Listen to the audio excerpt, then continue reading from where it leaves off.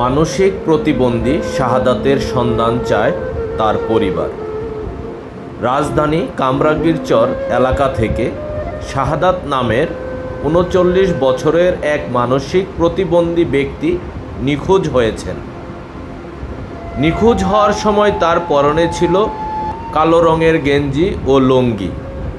তার মুখমণ্ডল গোলাকার, গায়ের রং শ্যামলা এবং উচ্চতা ৫ ফুট ৬ ইঞ্চি। কামরাঙ্গীরচর থানা সূত্রে জানা যায়, শাহাদাত গত ২ মে ২০২৫ খ্রিস্টাব্দ দুপুর আনুমানিক ২টা ৩০ ঘটিকায় কামরাঙ্গীরচর থানায় ব্যাটারিঘাট এলাকা বাসা থেকে বের হয়ে আর ফিরে আসে নাই। সম্ভাব্য সকল জায়গায় খোঁজাখুঁজি করে কোথাও না পেয়ে কামরাঙ্গীরচর থানায় সাধারণ ডায়েরি করেন শাহাদাতের বাবা বনি ইসরাইল।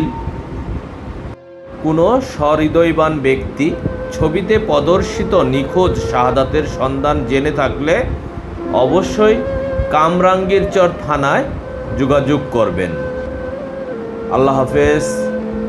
আসসালামু আলাইকুম।